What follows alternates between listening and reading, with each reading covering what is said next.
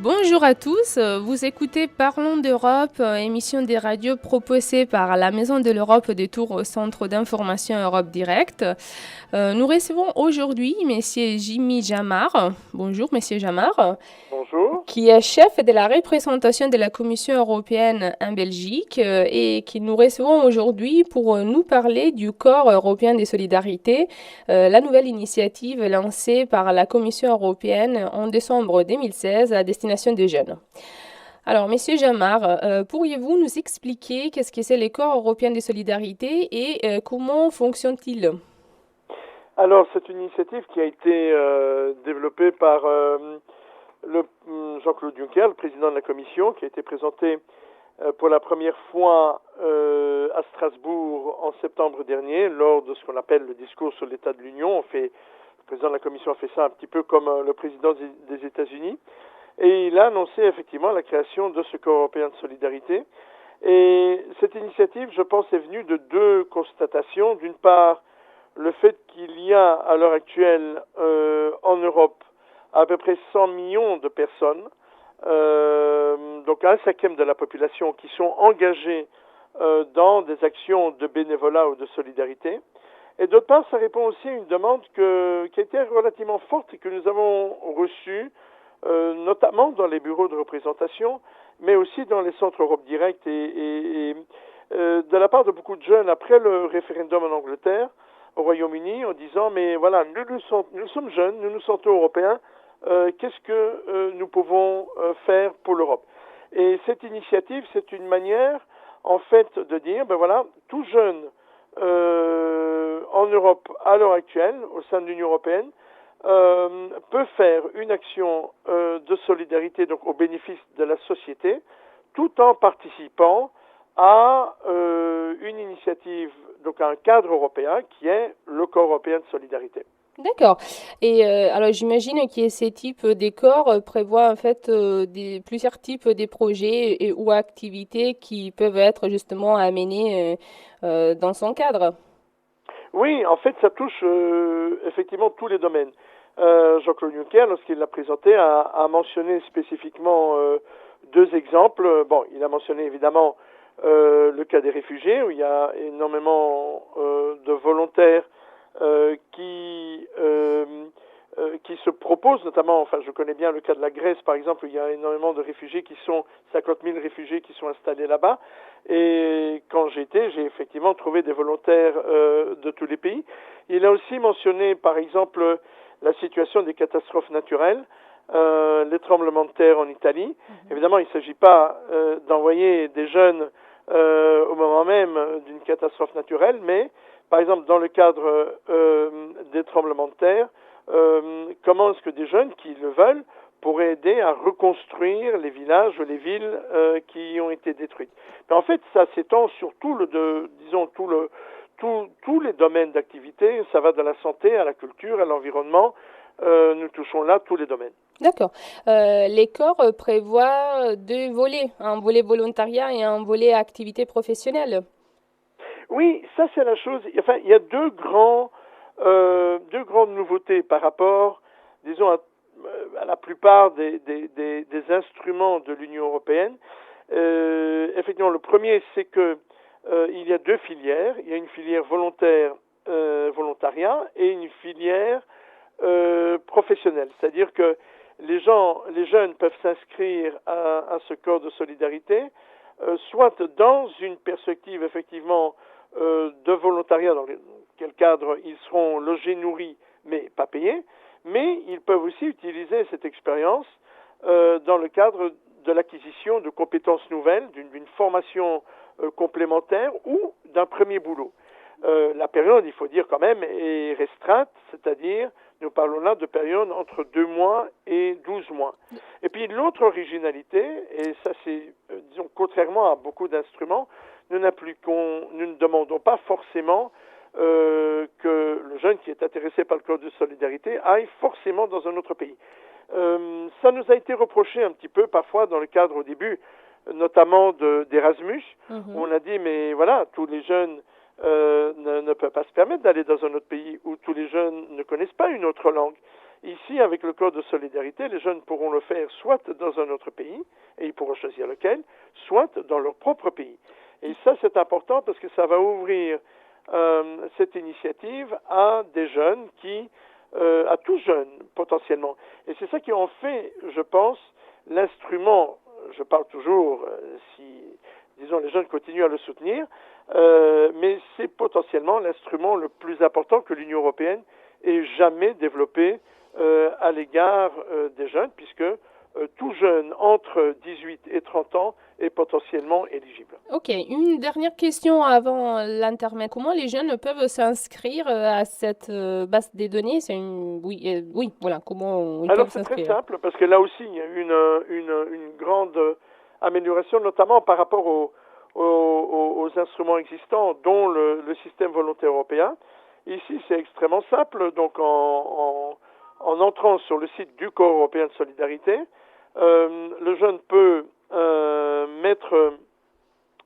poster son CV, c'est-à-dire son CV, son intention, en répondant à quelques questions du type pour combien de temps veut-il partir, dans quel pays veut-il partir, est-ce qu'il veut rester dans son pays, par exemple dans votre cas la France, ou partir dans un autre pays, et dans quel domaine il veut travailler. De la même manière, les associations qui sont intéressées, ou les organismes qui sont intéressés peuvent eux aussi poster leurs offres. Et ce qui est intéressant, c'est qu'il y a une sélection automatique, c'est-à-dire ce qu'on appelle un matching qui va se faire automatiquement. C'est-à-dire que les jeunes qui s'inscrivent dessus vont automatiquement voir les offres postées par les associations qui correspondent à ce qu'ils veulent faire.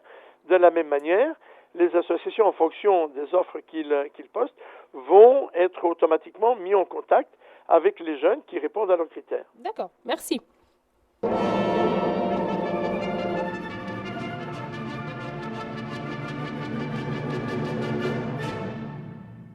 À 13h15 sur RCF, vous avez rendez-vous avec l'histoire. Véronique Alzieux et ses invités vous invitent à revivre une année, un événement, qu'il soit religieux ou historique, sous forme de feuilleton quotidien, créant ainsi une série pleine de rebondissements. La suite de l'histoire, du lundi au vendredi, à 13h15. RCF. La joie se partage. Vous écoutez Parlons d'Europe, émission des radios proposée par la Maison de l'Europe de Tours, Centre d'information et Europe Direct. Aujourd'hui avec nous, M. Jimmy Jamar, chef de la représentation de la Commission européenne en Belgique.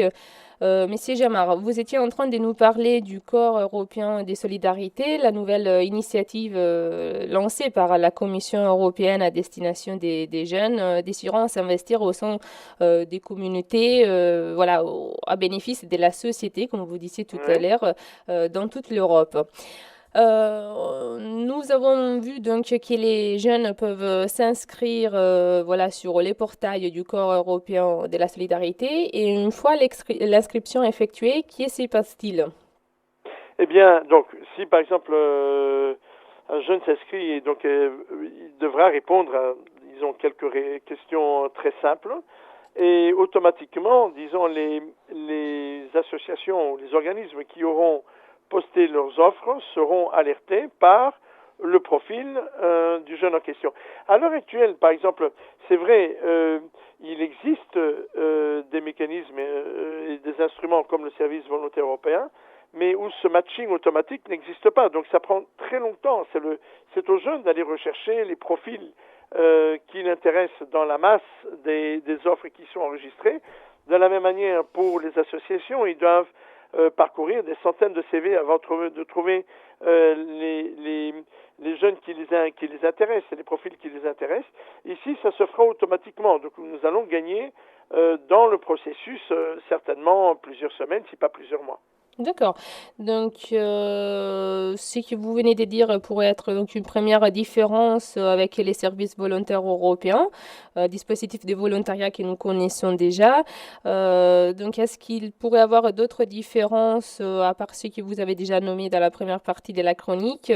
Et surtout, nous avons une question qui nous intéresse. Est-ce que les volontaires qui ont déjà fait les services volontaires européens pourront participer au Corps européen de solidarité? Alors, sur votre dernière question, pourquoi pas? Je veux dire, il n'y a pas d'exclusive sur ces questions-là. D'une manière générale, c'est-à-dire, il faut comprendre ce nouvel instrument comme un instrument cadre. C'est-à-dire qu'il va rassembler sous un même chapeau toutes les possibilités, toutes les opportunités dans le domaine de la solidarité que soutient l'Union européenne. Donc il y a une dizaine en fait de programmes de l'Union européenne qui sont concernés. Je prends un exemple dans le domaine de l'environnement. Il y a un programme qui s'appelle le programme LIFE, ou le programme Natura 2000, plus spécifiquement, qui offre chaque année, mais beaucoup de gens ne le savent pas, et beaucoup de jeunes ne le savent pas, plusieurs centaines d'opportunités dans le domaine de l'environnement. Je prends un exemple. La France est un pays, comme d'autres, qui a une façade sud qui est très exposée aux feux de forêt. Il ne s'agit évidemment pas d'envoyer de nouveau des jeunes pour éteindre des incendies, mais il y a toute la période de prévention, c'est-à-dire comment essayer de prévenir les incendies, comment nettoyer les forêts à la fin de l'hiver. Et là, nous le voyons, il y a beaucoup de jeunes que ça intéresserait de faire une expérience de ce type-là. De la même manière, si effectivement malheureusement une forêt est brûlée, il faut reconstruire la forêt, il faut la rebâtir et replanter. Et là, de nouveau, dans les périodes d'automne et d'hiver, nous offrons des opportunités aux jeunes que cela intéresse de les effectuer. Donc nous allons rassembler en fait dans ce corps de solidarité sans que nous touchions aux différents programmes, à leur gestion, à leur financement. Nous allons rassembler dans ce cadre l'ensemble des programmes qui existent.